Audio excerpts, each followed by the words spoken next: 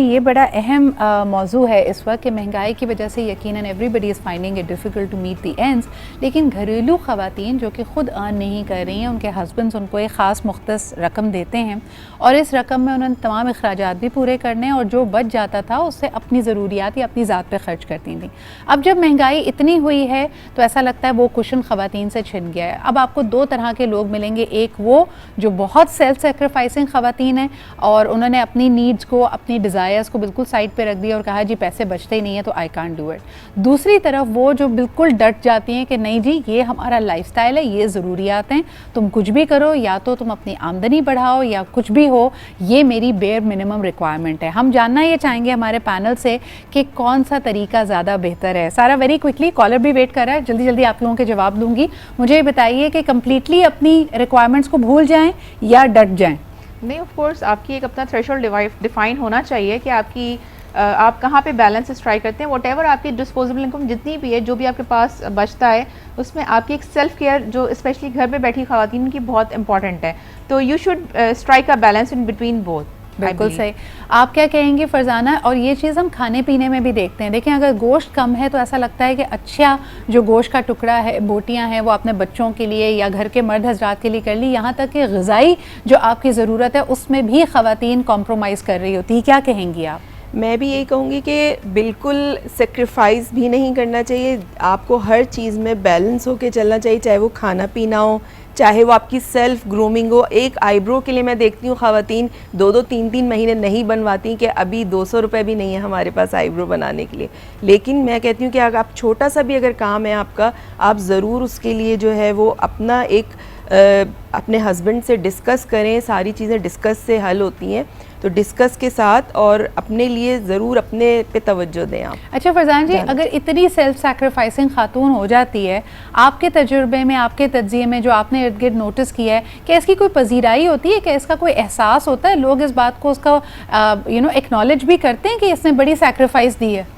मेरा जो एक्सपीरियंस है, मैं ये कहूँगी कि औरत चाहे कितनी भी कुर्बानी दे ले, सेक्रीफाइस कर ले, उसको फॉर ग्रांटेड ही लिया जाता है। ये तुम्हारा काम है, तुमने किया, कौन सा एहसान किया। हाँ। वो फिर चाहे बच्चे हो, चाहे हस्बैंड हो, चाहे ससुराल वाले हो। एक इसमें बहुत फ़नी एक कोट मशहूर है ना कि आपने एक लतीफ़ा है कि किसी आदमी ने 3 औरतों को जो है वो डिफरेंट अमाउंट ऑफ मनी दिया। हाँ। कि ये तुम देख लो, तुम जहाँ जहाँ तुमने स्पेंड करना है। तो एक ने जो है वो लड़की ने प्रॉपर्टी बनाई, एक ने कुछ शेयर्स वगैरह खरीदे और एक बंदी ने जो अपने ऊपर लगाया, उसने अपने कपड़े खरीदे और अपनी ब्यूटी उस पे प्रोडक्ट्स पे लगाया।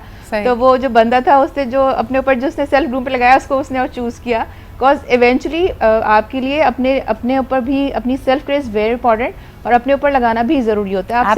आपके अलावा आपका कोई ख्याल नहीं रखेगा और इसमें थोड़ा सा सेल्फ वर्थ अपनी आपको जहन में रखनी है ना जी। आप क्या समझती हैं कि हमारे यहाँ अमूमी तौर पे जो घरेलू ख़वातीन हैं, उनकी क्या कोई नाजायज़ ख्वाहिशात होती हैं, वो बहुत ज़्यादा डिमांड करती हैं, या मैंने तो अक्सर देखा है कि बड़ी छोटी छोटी ख्वाहिशों पर भी दिल मारती हैं अपना?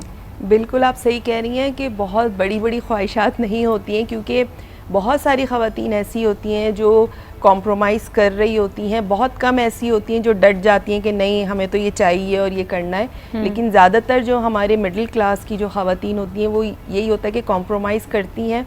और दूसरा ये कि वो समझती हैं इस चीज़ को कि मेरे हस्बैंड की इतनी आमदनी है तो मुझे इतने में ही गुजारा करना। अच्छा, एक चीज़ मैं यहाँ और कहूँगी कि जैसे अभी कॉल आई, उन्होंने कहा कि ख्वाहिशात को कम करना चाहिए, तो यहाँ मैंने एक चीज़ और देखी कि अगर किसी की 10 लाख रुपए सैलरी है ना, तो वो उसमें भी खुश नहीं है। वो कहते हैं कि हमारा इसमें पूरा ही नहीं होता है। हाँ। तो थोड़ा सा मैं ये कहूँगी कि आपको अपने जो नेसेसरी जो आपकी चीज़ है, आप वही उस पर ही जो है ख़र्च करें। जो अननेसेसरी चीज़ है उसको थोड़ा सा आप डिले भी कर सकते हैं, जो 3 महीने बाद, 6 महीने बाद।